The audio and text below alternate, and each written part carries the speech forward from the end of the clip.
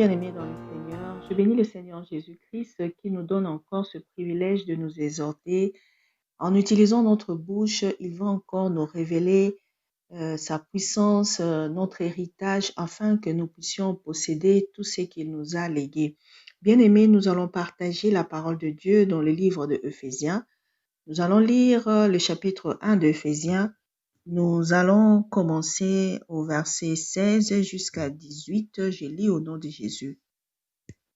Je ne cesse de rendre grâce pour vous, faisant mention de vous dans mes prières, afin que le Dieu de notre Seigneur Jésus-Christ, le Père de gloire, vous donne un esprit de sagesse et de révélation dans la connaissance, et qu'il illumine les yeux de votre cœur pour que vous sachiez quelle est l'espérance qui s'attache à son appel, quelle est la richesse de la gloire de son héritage, qui réserve aux saints, et quelle est envers nous qui croyons l'infinie grandeur de sa puissance se manifester avec efficacité par la vertu de sa force. Bien-aimés, aujourd'hui nous allons partager que Jésus-Christ est le chef de l'Église. Bien-aimés, nous devons connaître que Jésus-Christ est notre chef. Nous sommes l'Église de Dieu. Nous sommes le corps de Christ. Et notre chef, c'est Jésus-Christ. Alors, Dieu, dans son amour, nous a donné la connaissance, la sagesse. Il nous a donné l'esprit, comme la Bible dit ici, l'esprit de sagesse, cet esprit qui nous donne la révélation dans la connaissance parfaite, afin que nos yeux soient illuminés pour que nous sachions trois choses. Bien-aimés, nous devons savoir l'espérance qui s'attache à notre appel, la richesse de la gloire de notre héritage réservé aux saints, la puissance qui se manifeste dans l'efficacité par la vertu de sa force pour nous les saints. Bien-aimés, si nous comprenons ces trois choses, nous allons manifester la présence de Dieu dans la terre. Parce que la volonté de Dieu, c'est qu'il nous a tout donné en Jésus-Christ. Parce que Jésus-Christ, Dieu lui a déployé, il a voulu qu'il soit ressuscité de mort, il l'a fait asseoir à sa droite dans le lieu céleste, il lui a donné le pouvoir au-dessus de toutes les autorités, de toutes les puissances, de toutes les dignités, et au nom qui puisse se nommer, donc tous les noms qui puissent se nommer dans le monde, Jésus-Christ, le nom de Jésus est au-dessus de tout cela. Et cela, c'est pour l'éternité. Jésus a eu l'autorité, tout a été mis sous ses pieds. C'est pourquoi nous disons qu'il est notre chef. Il est notre chef parce que nous devons vivre comme lui. Jésus-Christ, il est parti. Il a laissé son esprit en nous. Il nous a scellés de son esprit pour que nous soyons de représentants de Jésus-Christ sur la terre. C'est pourquoi la Bible nous appelle sel de la terre. Alors, pour que tu sois le sel, tu dois d'abord savoir l'espérance qui s'attache à ton appel. C'est que lorsque Dieu t'appelle, il t'appelle pas pour te perdre. Il t'appelle parce qu'il veut faire de toi une lumière, une source d'eau vive. Et dans cet appel se cache aussi ta vie et ton espérance. Donc Dieu veut que tu sois comme lui.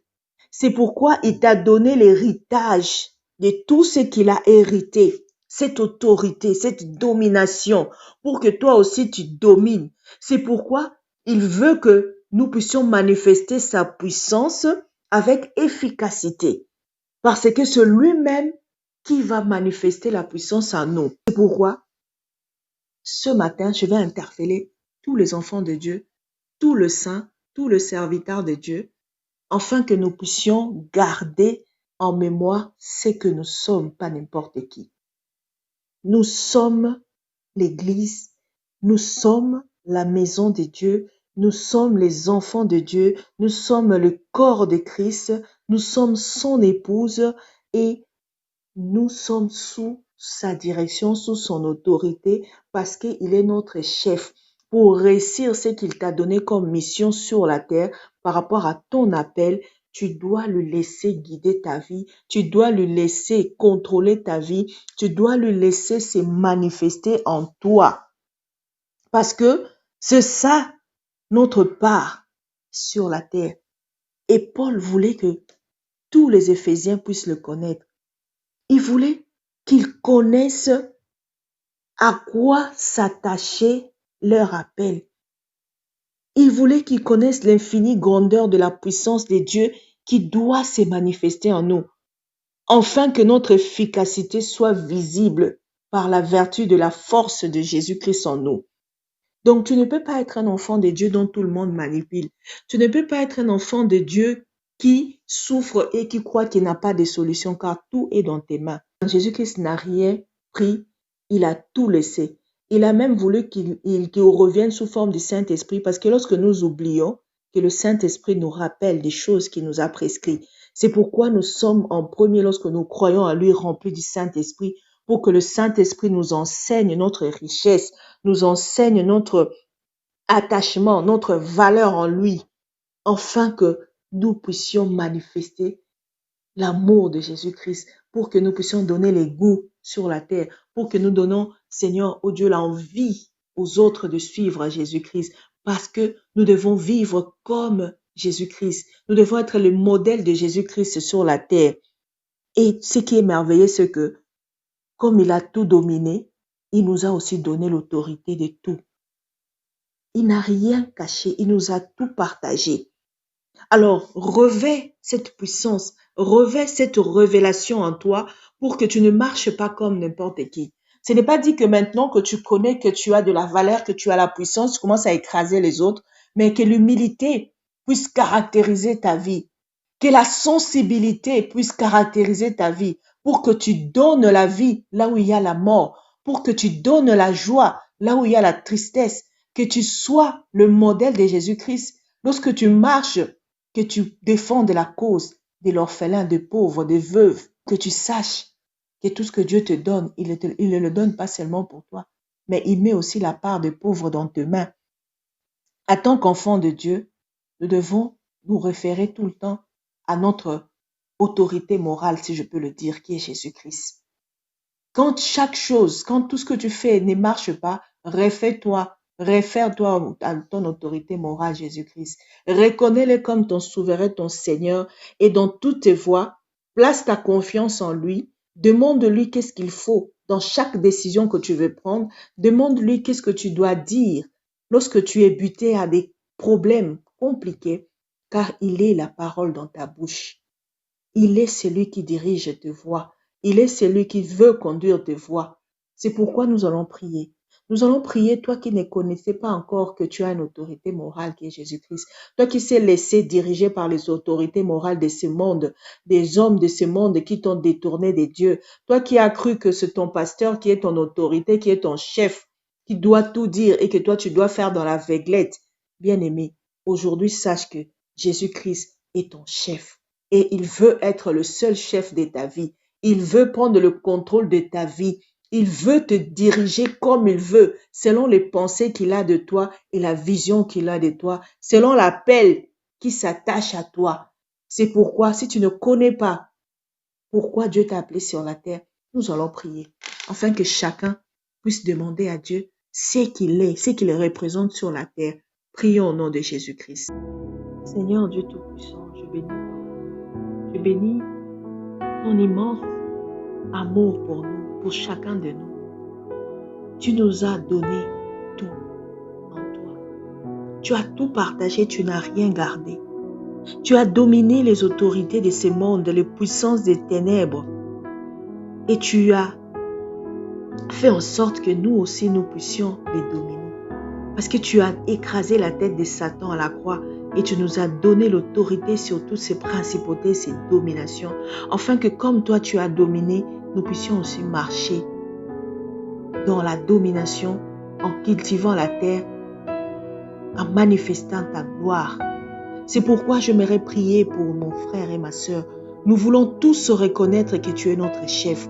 Nous voulons attendre de toi la mission. C'est pourquoi prie, oh Seigneur, ceux qui ne connaissent pas leur mission sur la terre, qu'en écoutant cette parole, révèle-les, Seigneur, leur mission. Que chacun de nous sache marcher par rapport à l'appel que tu lui as donné sur la terre. Que chacun de nous sache garder l'espérance et la gloire qui s'attachent à l'héritage que tu nous as donné. Tu ne nous as pas sauvés pour faire de nous des enfants très malins de gauche à droite, mais tu nous as sauvés pour un but. Tu nous as donné le ministère aussi de réconciliation.